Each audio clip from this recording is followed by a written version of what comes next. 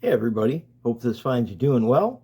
Today we're going to be doing the assembly on the CSRC 1/28 scale pan car kit. I've got all my parts printed out here in front of me and all my materials that I've got listed on the Cults listing sitting off to the side, all ready to go. So I tell you what, let's get into it. To get started, the very first components we're going to need is our 3x70 cap screw, our rear motor pod, and two of our 3x6x2.5 bearings for our rear end. So the very first thing we want to do is we want to install these bearings in our rear pod. There we go. In the item descriptions there in the Cults listing, I have a 10-pack of these 3x70 cap screws listed. The reason I suggest a 10-pack is because about 70% of those in the package will be usable. 3 of them will have too much run out in the threaded portion and we won't be able to use it. So in order to check this, we're going to take our rear pod with the bearings in it already, and we're going to put our 3x70 cap screw through there, and we're going to spin this rear axle and look at the threaded portion to see if there's some wobble. That's called run out. We want as little wobble, as little run out as we can get, because our differential is going to be riding on the threaded portion of this axle. And as you can see, this one is absolutely stellar. The next step is we need to put a flat spot that's going to be for our left side drive hub. And we're going to put this flat spot at between 4.5 and 9 millimeters underneath the shoulder of that cap. So 4.5 to 9 millimeters, we're going to grind a flat spot in there with the Dremel tool. This is to seat the set screw in the left side drive hub against it. Once we have that done, our 3x70 axle is prepped out and we can start assembly. To begin rear axle assembly, the first item we need to get is our left side drive wheel of the wheel style of choice that you decided to use. I'm going to use the 10 spoke in this build. If you're using some production mini Z wheels, you need to print out the left side wheel slug file that goes in the left side bearing seat in order to fill that void. But I'm using my printed wheels, so I'm using the left side 10 spoke wheel, and we've got that guy. The next item we're going to need is our left side drive hub, which is this cone shaped guy. It's got a couple of flat spots in it and holes. Those holes are for our set screw. So at that point, what we need to do is we will put our left side drive hub into the back side of our wheel as you normally would, and then we will take our axle and start threading it in the face side of the wheel, because those threads kind of want to ride on that left side drive hub for right now. So let me grab a wrench and we'll thread that guy in real quick. There we go. See? Now we actually want to back that back off because we want to pay attention to where our drive flat is on our axle and where our screw hole is. We're going to put our set screw in. So let me get my wrench and my set screw here, and I will get my set screw started in that hole.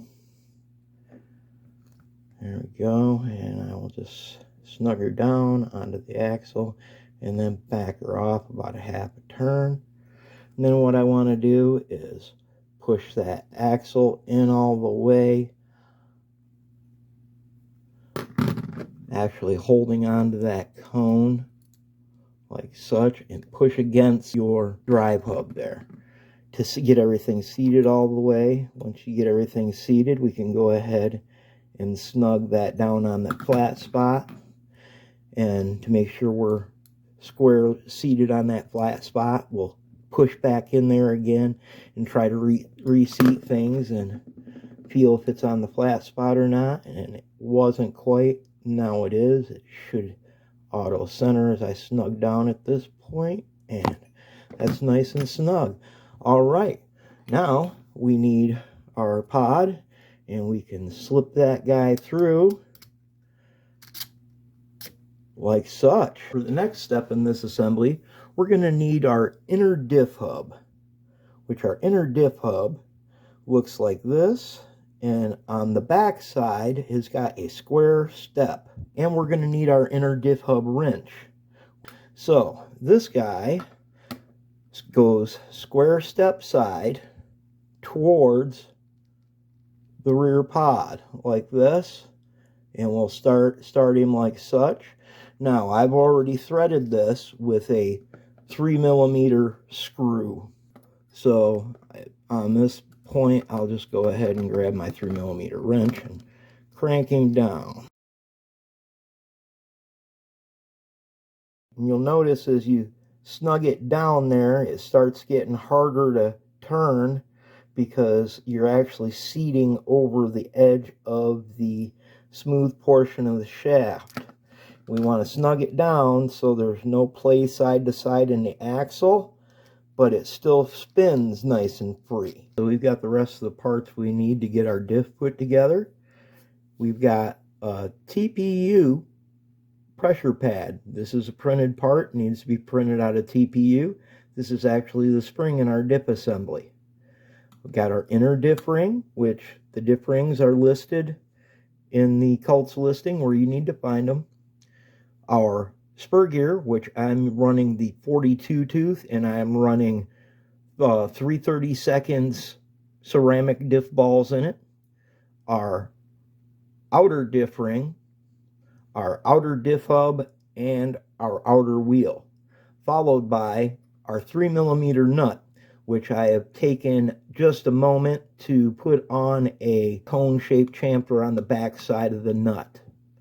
This makes sure you're riding squarely on the inner race of the bearing. It's actually pretty easy to assemble things from this point forward. I've got the balls in the spur gear pre-greased with some associated red label diff lube. So on that note, we'll take our rear end that we've got assembled so far. We will place our TPU pressure pad printed side against the printed side of the inner hub here. Get that guy down on there, seated the way it should be, like such. Then we take our inner diff ring and we set him over top of that so it's centered on the inner hub. Then we take our spur gear and slide him over.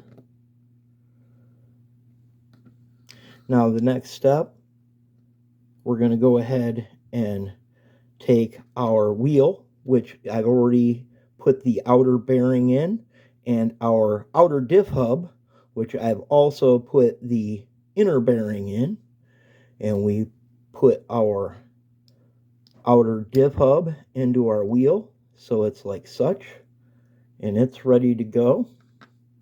Now this is where things get a little tricky. We're going to take our outer diff ring and we're going to try to set it on our spur gear as centered as possible. So when we go to put this guy over it and start it down, everything self-centers as you twist it into place like such. So at that point, all we've got to do is take our 3mm nut and get him started on there to the point where the diff starts working as it should. Oh, there we go. And that's how we get our rear pod together. Now that we've got our diff assembled, and I've adjusted it in a little bit off camera, and yeah, she's nice. What we're going to do is get our Losi 440 ball stud that's listed in the item description on Cults, And we're going to put it right here in this hole, which I've already, of course, tapped out to 440 to accept the ball stud. And we're just going to snug him all the way down, like such. All right. The next thing we're going to need to assemble this is our rear roll perch, which is this guy right here. And to put this guy together, we're going to need some small hardware that comes from a kit that is listed in the description off of Amazon. As you can see, here's all the different sizes that it has in the kit. We're mainly going to be using the 1.4 to 1.7 millimeter variety. And in order to put our roll perch onto our rear pod, we need 2 of the 1.7 by 6 screws right there, and a good Phillips head screwdriver. And this perch keys around the pod, so everything on there has no choice but to go on there nice and square.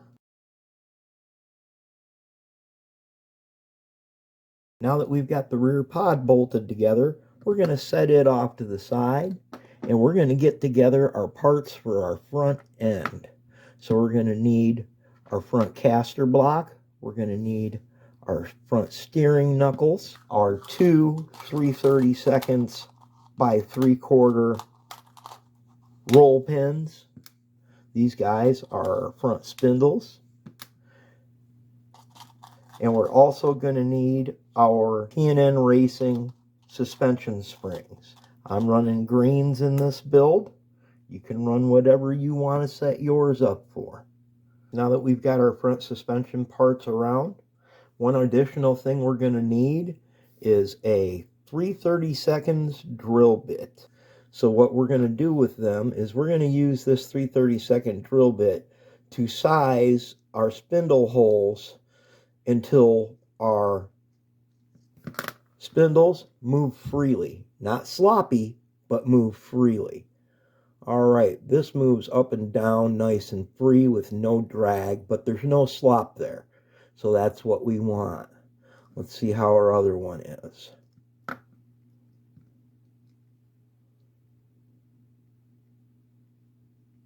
That's got a little bind to it. It moves kind of free. So what we need to do is take our drill bit back through here, and as we rotate, we wallow shape around the hole. So as we're drilling, we're just taking a little bit off of the whole OD of the hole, in essence, wallowing it a little oversized. Oh, that's all it needed, was just that little bit. Now it moves nice and free with no drag and yet no slop. All right, we'll double check the other side to make sure it moves just as nice and free. So as long as it, okay, that's nice and free. And once again, we'll compare it to the other. Yep, we're good. We're good. We're nice and free on both sides without it being sloppy. Now, we've got our steering knuckles here, and we've got our P&N springs. Now, there's kind of a trick to this. Sitting the spring on top and getting the spring in the cup on the bottom of the caster block and getting it into place like such. And then from the top side of the caster block, sliding our kingpin into place and getting it through both sets of holes there. And now what we're going to do is we're going to push that just about flush with the top of that caster block. As you can, if you can see it, it just barely pokes through the top. Maybe there we go, that's perfect. Maybe a 1/2 millimeter higher than the rest of it. Now we'll just flip it over and repeat the process, getting our steering knuckle, getting our spring so it keys over there, and getting that spring. Oh, see, there we lost the spring. Okay, here, we'll try it one more time. And there it goes, just like that. See, once you do it a time or two, it's no big deal. But the first couple times you do it, be someplace where if you drop the spring, you're going to be able to find it easy. Is my advice. All right, and once we got our pins started through, we'll go ahead and basically just use the top to push them down the same way, where it's just sitting just a little bit higher than the rest of it. There we go. Now in this suspension design, the wheel axle bolts in the side, and that wheel axle bolting in from the side will keep these kingpins in place with the knuckles, so you won't have to worry about them dropping out. As long as the wheel's bolted on, those kingpins can't go anyplace. Now that that guy is done, the next thing that we need to do is grab our main chassis here. And after we locate it, we're going to have to get our hardware, which we're going to get 4 pieces of our M1.7 by 8 hardware. There's 4 pieces of that. And we're going to need 2 pieces of our M1.7 by 5 for a total of 6 pieces. Now, what we're going to do is we're going to take our caster block now, and we're going to set him in place on the chassis. And from the top, what we're going to do is take our M1.7 by 5 screws, and we're going to take 2 of them, and we're going to snug down this caster block to the chassis using those guys for right now on both sides.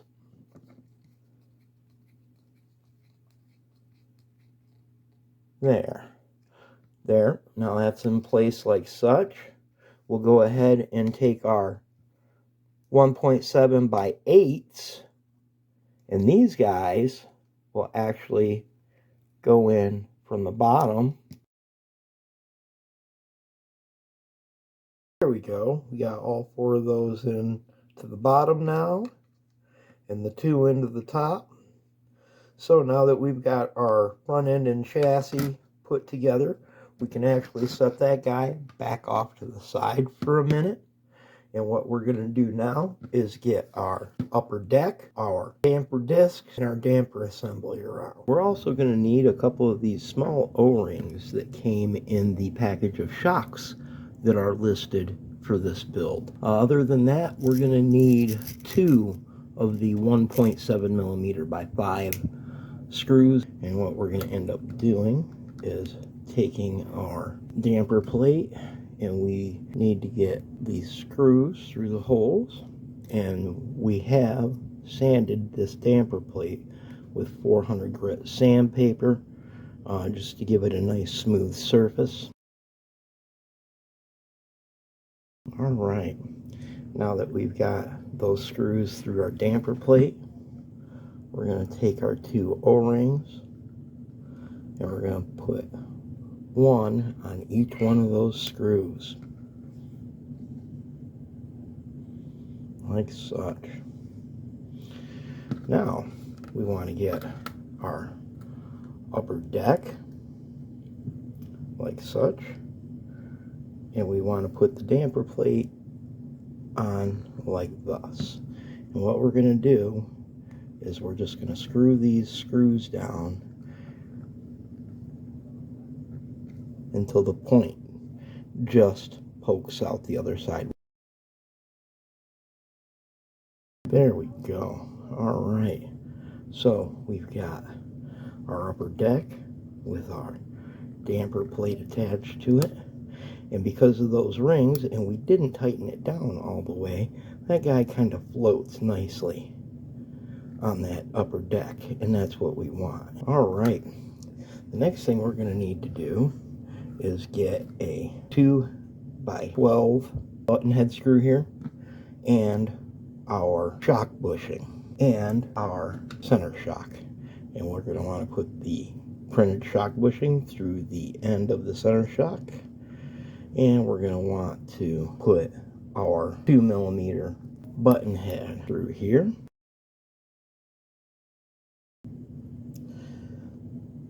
All right, now what we want to do is we want to get 2 more of those O-rings, and we want to put an O-ring on our 2x12 millimeter bolt here. Then we want to use one of our damper plates here. There we go. So we've got that sub-assembly there. And then we put it through the damper plate and put the other disc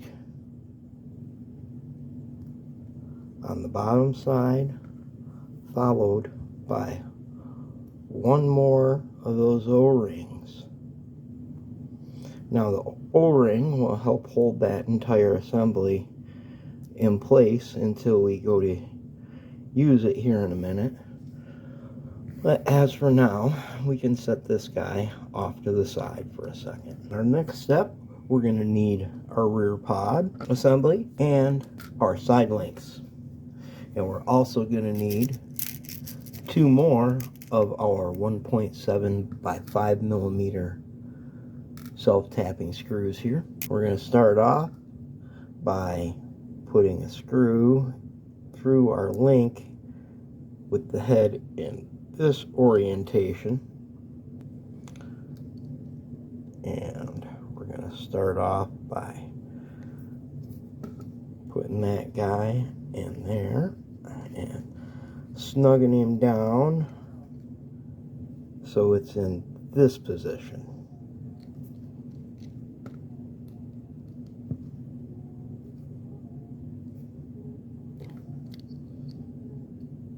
Like such.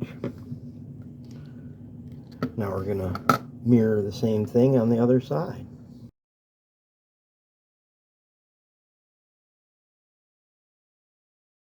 There we go. That'll work. Alright, our next thing is we're going to need to get 2 more of our 1.7 millimeter by 5 millimeter self-tappers. And now we're going to need our main chassis. And what we're going to do is we're going to take our ball link and slip it into the joint of the main chassis like such, and kind of fold those links right down into place. And we'll start off by taking one of our 1.7 by 5s and attaching one of our side links. And once we get that started, we'll go over and we'll start the other one. There. Those are in place. Technically, now our chassis halves are joined. And for the record, I am running the 1 millimeter thick links to start with. So, at that point, we can set our chassis down. We want to take our assembly here. And the first thing we're going to do is we're going to start threading the 2 millimeter by 12 millimeter button head into our rear pod right here.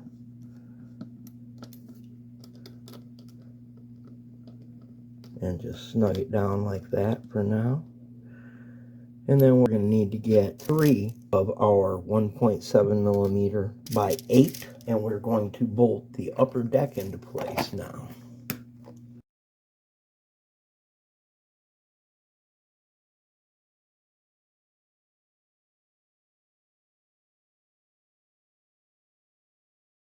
There we go. Now the upper deck is in place. Now what we need is a stock screw for the shock, and we'll get it bolted in place like such. And there we go. That's how that whole assembly looks, how it functions from the side there.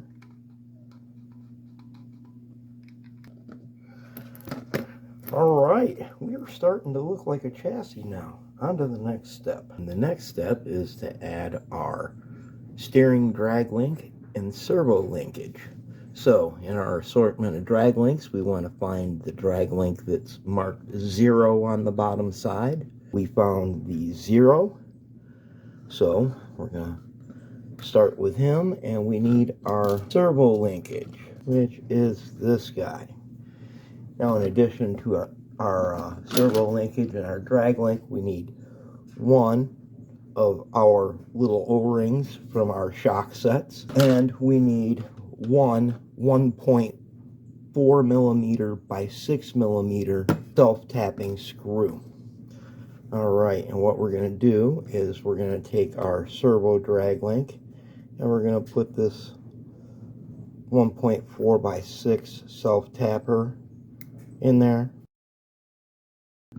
and then we're going to put the O-ring on the screw, and then on the drag link you'll find the boss there that we're going to screw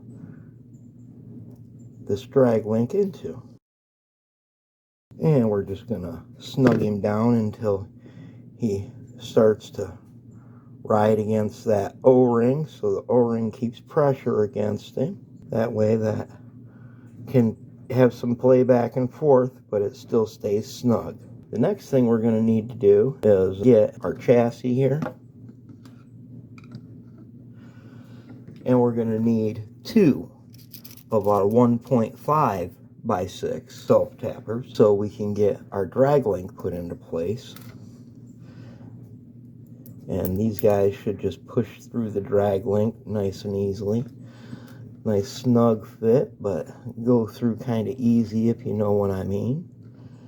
And we'll just line that fella up on hole in our steering knuckle. And what we're going to want to do with these guys is snug them down until it bottoms out against the steering knuckle, and then we're going to back it off one complete turn. Okay, there I'm bottomed out against the steering knuckle, and I'm going to go half hole. There we go. That way it's snug, but there's play there for things to move around.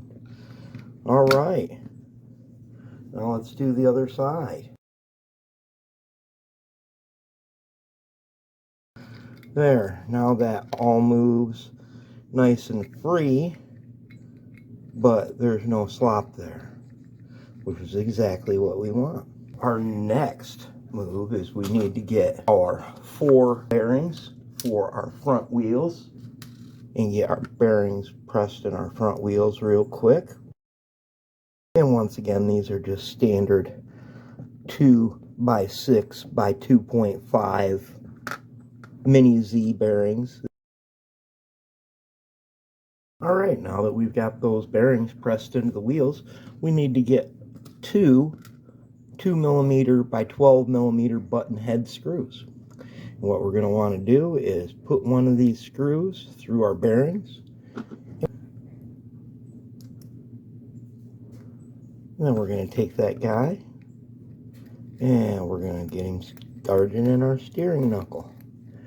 Now as you get him in there, you'll feel it bottom out on that kingpin. Start rubbing on that kingpin is an interference fit. That's what you want to feel. Alright, let's do the other side here.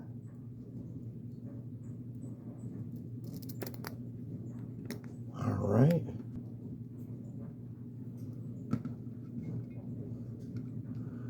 And same thing on this side. Screw him in there, and you'll feel the interference fit right there when it hits that kingpin. And at that point, you know where you need to stop, and we just back him off a little bit until that wheel moves nice and free. And it does. Back this other one off just a smidge so that wheel moves nice and free, and he does. All right, we have a rolling chassis now. Now that our rolling chassis is all done, we can actually set it aside, because now we need to focus our attention to the body. Now let's go over the body really quick. This guy prints in a vertical position like such. You should get the file in that orientation. It uses 2 inner clips to mount to the chassis, which are also printed or in the file sets there. I've been printing this guy with a 1mm nozzle. Either a 0.8 or 1mm will work. However, a 1mm produces a much sturdier shell. You can use a 0.4 and just run 3 walls in 0% infill, and it will still print out nice, but it will be a lot more brittle as far as using it. That being said, we've got our wheel arches all marked out as far as cut lines. We've got our window marked out. As far as the windows, I've just been painting them in with an acrylic marker, and that's been working out great. My method of cutting it out has been to trim it out with a pair of Lexan scissors. So I will trim it out with the Lexan scissors and then use the Dremel and a sanding drum to fine-tune the wheel arches and whatnot.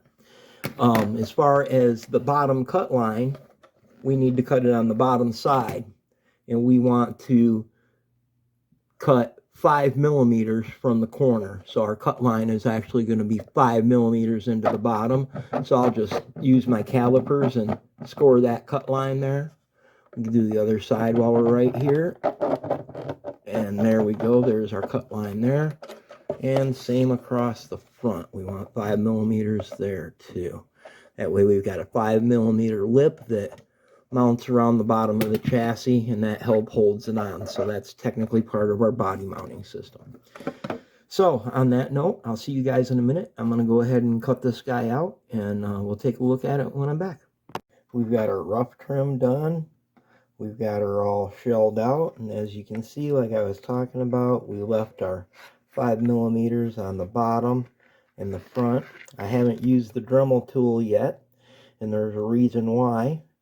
Before I do my finalizing work, I like to mount the body mounting system in the body.